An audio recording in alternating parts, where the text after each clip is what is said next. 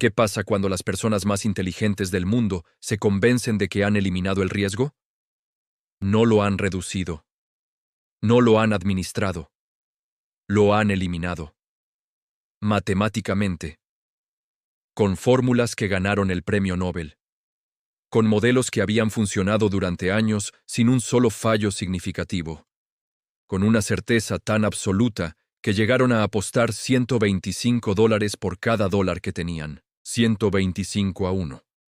Si eres el fondo de inversión más admirado de Wall Street, si tienes 2 premios Nobel en tu equipo, si tus rendimientos han superado al mercado durante 4 años consecutivos, si los bancos más grandes del mundo te hacen fila para prestarte dinero sin pedirte garantías porque simplemente no conciben que puedas fallar, ¿por qué no apostar 125-1? Porque el mundo real no lee los modelos. Long Term Capital Management fue fundado en 1994 por las mentes más brillantes que el mundo financiero había producido. Colapsó en 1998 con tanta violencia que la Reserva Federal de Estados Unidos tuvo que organizar un rescate de emergencia para evitar que se llevara al sistema financiero global con él. 4 años. Del Olimpo al abismo. Con los mejores cerebros del planeta a bordo. Esta es la historia de cómo la inteligencia, cuando se convierte en arrogancia, puede ser más peligrosa que la ignorancia. Para entender lo que fue Long Term Capital Management, primero tienes que entender quién fue John Meriwether. Meriwether no era un académico. Era un operador, uno de los mejores que Wall Street había producido en su generación. Había construido en Salomon Brothers, uno de los bancos de inversión más poderosos de los años 80, el equipo de arbitraje de renta fija más rentable de la industria. El arbitraje de renta fija es una estrategia que busca explotar pequeñas diferencias de precio entre instrumentos financieros que deberían, en teoría, valer lo mismo. Bonos del gobierno de distintos vencimientos. Bonos similares en distintos mercados. Instrumentos cuyo precio diverge temporalmente de lo que los modelos dicen que debería ser, y que eventualmente convergen de vuelta. La ganancia por operación es pequeña, minúscula, fracciones de centavo por dólar. Pero si la estrategia funciona con consistencia y se aplica con suficiente capital apalancado, los rendimientos totales pueden ser extraordinarios. Meriwether había demostrado que funcionaba. Año tras año en Salomon Brothers, su equipo generaba ganancias que parecían imposibles para la cantidad de riesgo que supuestamente estaban tomando. Pero en 1991, un escándalo sacudió a Salomon Brothers. Un operador del equipo de bonos del gobierno había manipulado subastas del Tesoro americano de formas que violaban las regulaciones federales. Meriwether no fue directamente responsable, pero como jefe del área fue presionado a renunciar. Salió de Salomón con su reputación intacta como operador y con algo más valioso todavía. Una idea. Si había podido hacer lo que hizo dentro de un banco, con todas las restricciones que eso implicaba, ¿qué podría hacer con un fondo independiente? Sin las restricciones de capital de un banco regulado. Sin las limitaciones de los comités internos. Sin la burocracia que ralentizaba cada decisión. Con el equipo correcto, con los modelos correctos, con suficiente capital. Meriwether empezó a construir ese equipo con una ambición que no tenía precedente en la historia de los fondos de cobertura. No quería buenos operadores. Quería los mejores. Y los mejores, en su visión, no estaban solo en Wall Street. Estaban en las universidades. Robert Merton era profesor en Harvard. Había desarrollado, junto con Fisher Black y Myron Scholes, el modelo matemático que transformó la forma en que el mundo financiero valoraba las opciones. El modelo Black-Scholes-Merton es, hasta hoy, el fundamento teórico de la valoración de derivados financieros. Una contribución que cambió los mercados de forma tan profunda y tan permanente que es difícil imaginar las finanzas modernas sin ella. En 1997, Merton y Scholes recibirían el Premio Nobel de Economía por ese trabajo. Fisher Black había muerto en 1995, antes de la entrega del premio.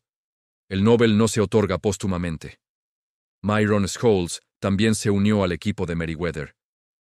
Los otros socios incluían a David Mullins, ex vicepresidente de la Reserva Federal, a Eric Rosenfeld, Lawrence Hillenbrand, Gregory Hawkins, doctorados en matemáticas, en física, en economía. Personas que habían pasado sus carreras resolviendo los problemas más complejos de las finanzas cuantitativas con herramientas que la mayoría de los operadores de Wall Street no podían ni leer.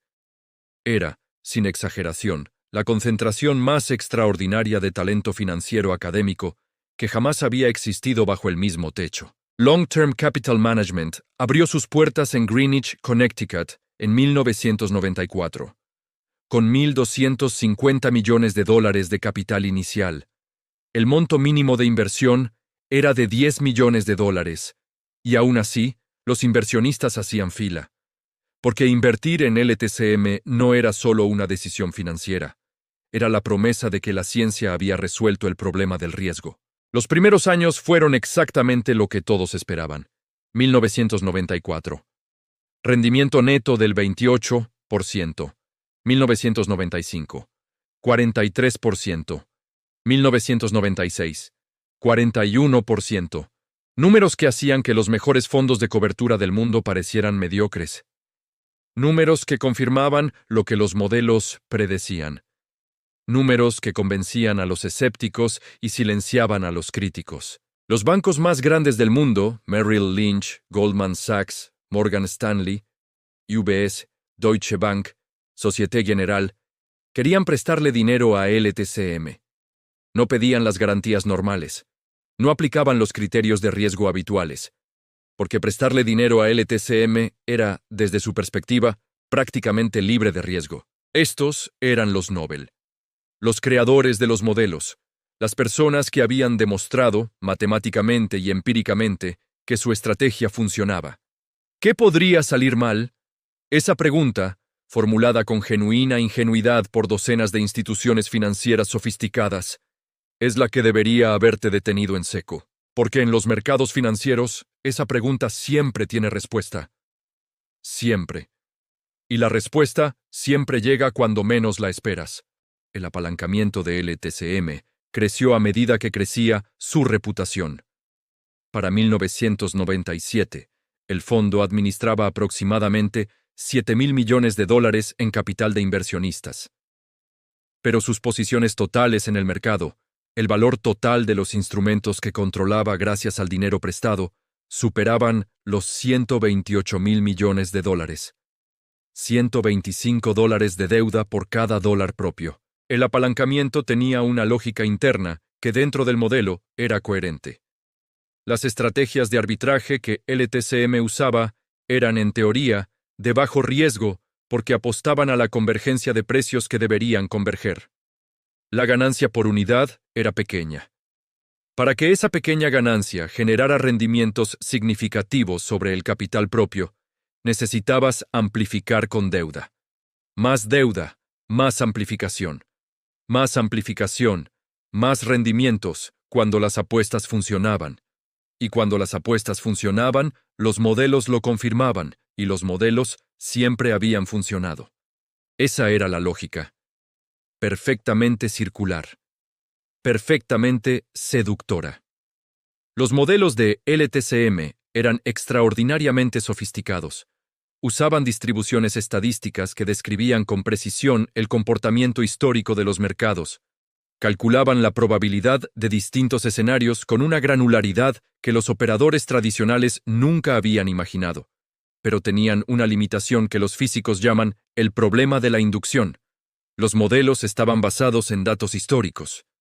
Describían lo que había pasado y asumían, con la confianza que da la matemática, que el futuro se comportaría dentro de los parámetros que el pasado había establecido. Lo que los modelos no podían incorporar era lo que nunca había pasado antes. Lo que nunca había pasado antes llegó en agosto de 1998. El 17 de agosto de 1998, el gobierno de Rusia anunció que suspendía los pagos de su deuda soberana. Default. Rusia no iba a pagar sus bonos. No era completamente inesperado. La economía rusa llevaba meses en crisis. El precio del petróleo estaba bajo, el rublo estaba bajo presión. Los indicadores apuntaban a problemas serios. Pero el default completo, la decisión explícita de no pagar, fue un shock que los mercados no habían descontado completamente. Y lo que hizo ese shock no fue solo dañar a quienes tenían bonos rusos, cambió el comportamiento de todos los participantes en todos los mercados al mismo tiempo. En momentos de crisis extrema, los inversionistas hacen una cosa consistentemente: venden todo lo que pueden vender para comprar lo más seguro que existe. Bonos del Tesoro americano, dólares, instrumentos de bajo riesgo y alta liquidez, no importa qué más tengan en su portafolio. Venden. Y cuando todos venden al mismo tiempo, los precios de los activos que están vendiendo caen. Juntos. Sin distinción. Sin importar si los modelos dicen que esos activos deberían estar correlacionados o no. Las estrategias de LTCM apostaban a que ciertos pares de instrumentos iban a converger en precio. Bonos que históricamente se movían juntos. Instrumentos cuya divergencia era temporal y estadísticamente predecible. En agosto de 1998, esos pares no convergieron. Divergieron más, mucho más, en proporciones que los modelos de LTCM calculaban como prácticamente imposibles. La probabilidad de que ocurriera lo que estaba ocurriendo, según los modelos del fondo, era de varias desviaciones estándar de la media histórica. Un evento tan improbable que los modelos lo consideraban, en términos prácticos, imposible dentro de cualquier horizonte temporal razonable. Estaba ocurriendo. Cada día de agosto, las posiciones de LTCM perdían valor, no gradualmente, en saltos que hacían que el día anterior pareciera manejable en comparación. El problema del apalancamiento extremo es que amplifica en ambas direcciones con la misma potencia. 125-1 en la dirección correcta produce rendimientos extraordinarios. 125-1 en la dirección equivocada produce destrucción a una velocidad que no da tiempo de reaccionar. Para que LTCM perdiera todo su capital, los precios solo necesitaban moverse en su contra un poco menos del 1% en promedio. Con ese nivel de apalancamiento, una fluctuación que en condiciones normales sería irrelevante se convertía en una catástrofe existencial. Los mercados se estaban moviendo mucho más que eso. En agosto de 1998, LTCM perdió $1.900 millones en un mes. Meriwether y su equipo sabían que si las pérdidas continuaban, el fondo necesitaría capital adicional o tendría que empezar a liquidar posiciones. Y liquidar posiciones en ese momento, en ese mercado, era exactamente lo peor que podían hacer. Porque LTCM tenía posiciones tan grandes en tantos mercados que si empezaba a vender, los precios caerían más. Y si los precios caían más, las pérdidas aumentaban. Y si las pérdidas aumentaban, necesitaba vender más para cubrir los requerimientos de sus prestamistas. Era una espiral. Y una vez que empezaba, los modelos no tenían forma de detenerla. Meriwether contactó a Warren Buffett, al Fondo Soberano de Kuwait, a los mayores bancos del mundo, buscando capital de emergencia que permitiera al fondo sostener sus posiciones hasta que los mercados se normalizaran. Buffett rechazó. Hizo una oferta por los activos del fondo a un precio que los socios de LTCM consideraron insultante. Buffett siempre compra cuando todo está en llamas, pero compra a sus precios, no a los del vendedor desesperado. Las negociaciones no llegaron a ningún lado. Para septiembre de 1998, LTCM había perdido $4.600 millones. El capital del fondo había caído de $7.000 millones a menos de $400 millones. Pero las posiciones totales en el mercado seguían siendo de casi $100.000 millones. Y ahí estaba el problema que hizo que esto dejara de ser solo la crisis de un fondo privado. Si LTCM colapsaba de forma desordenada, si tenía que liquidar sus posiciones en mercados ya en pánico, el impacto en los precios globales de bonos, acciones y derivados sería devastador. Los bancos que le habían prestado dinero sin garantías suficientes enfrentarían pérdidas que amenazarían su propia solvencia. Y si esos bancos tambaleaban, el crédito global se congelaría. Era 2008 antes de 2008. 10 años de anticipo. El 23 de septiembre de 1998, la Reserva Federal de Nueva York, dirigida por William McDonough, convocó a una reunión de emergencia en sus oficinas de la calle Liberty. En esa sala se sentaron los principales ejecutivos de los 14 bancos más grandes del mundo. Goldman Sachs, Merrill Lynch, Morgan Stanley, JP Morgan, Deutsche Bank, Barclays, Société Générale. Todos los que habían prestado dinero a LTCM. Todos los que tenían exposición directa a su posible colapso. La Reserva Federal no puso dinero propio. No había base legal para un rescate directo de un fondo de cobertura privado. Lo que hizo fue algo más sutil y más poderoso. Los puso en una sala y les explicó las consecuencias de no llegar a un acuerdo. Los bancos aportaron $3.600 millones colectivamente. No como rescate altruista, como protección de sus propios intereses, y tomaron el control del fondo. Las posiciones se liquidaron ordenadamente durante los meses siguientes. Los prestamistas recuperaron una fracción de lo que habían prestado. Los inversionistas originales perdieron prácticamente todo. John Meriwether, Robert Merton, Myron Scholes y el resto del equipo salieron del episodio con su dinero personal parcialmente protegido por la estructura del fondo, pero con algo más importante destruido. La certeza. Las consecuencias directas e inmediatas de LTCM fueron contenidas por el rescate coordinado. No hubo colapso sistémico. Los mercados se recuperaron, la crisis rusa pasó, el sistema financiero global absorbió el golpe, pero lo que LTCM dejó en el pensamiento sobre el riesgo financiero es una herencia que todavía no terminamos de procesar. Merton y Scholes mantuvieron sus premios Nobel. El Nobel no se retira. Ambos continuaron carreras académicas y en la industria financiera. Meriwether fundó 2 fondos de cobertura posteriores, ambos con rendimientos mediocres y finales problemáticos. Los modelos matemáticos que habían construido LTCM siguieron siendo usados, con modificaciones, por la industria entera. Y 10 años después, en 2008, los mismos errores fundamentales que LTCM había cometido se repitieron en una escala incomparablemente mayor. Con instrumentos diferentes, con actores diferentes, con el mismo error en el centro, la confusión entre el mapa y el territorio.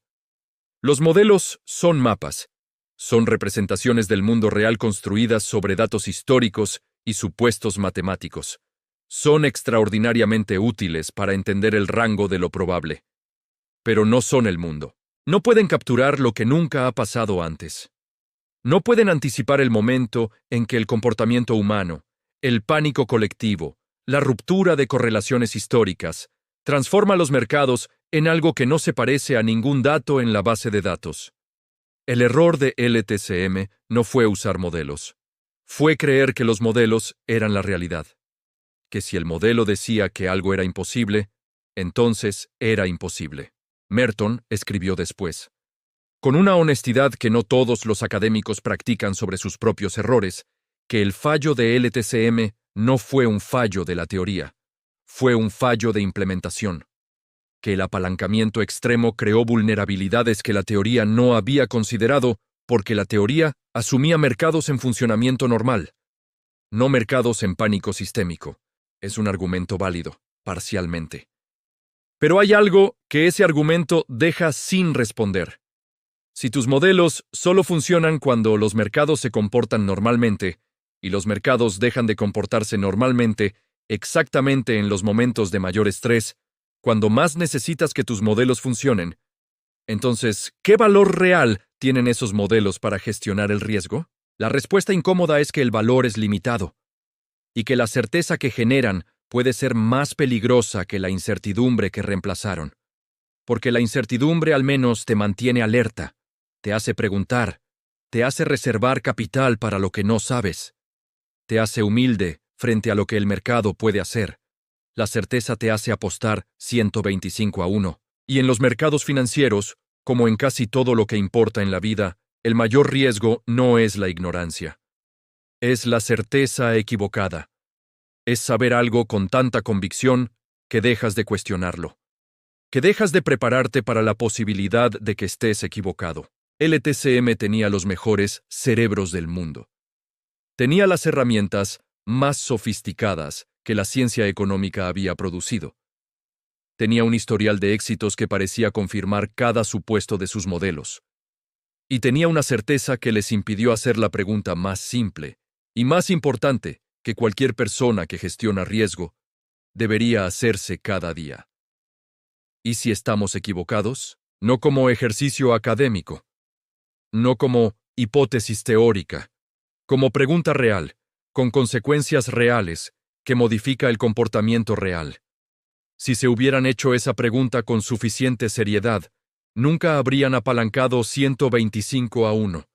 Nunca habrían construido posiciones tan grandes en mercados tan ilíquidos. Nunca habrían dependido tan completamente de que el futuro se pareciera al pasado. Habrían ganado menos, mucho menos. Los rendimientos de 43% no habrían sido posibles. Pero tampoco el colapso. Y esa es la tensión que Long-Term Capital Management encarna mejor que ningún otro caso en la historia financiera moderna. La tensión entre la ambición de ganar todo y la prudencia de proteger lo que tienes. Entre la confianza en el propio modelo y el respeto por la capacidad del mundo de sorprenderte. Entre ser el más inteligente en la sala y recordar que la sala no es el mundo. Si llegaste hasta aquí, ya sabes lo que eso significa. Este tipo de historias no las encuentras en cualquier lugar. Encuéntralas en Punto 54. Dale like si el caso te dejó pensando, déjame tu opinión en los comentarios. Me interesa saber qué hubieras hecho tú. Activa la campanita para que no se te escape ningún caso y suscríbete. Nos vemos en el siguiente.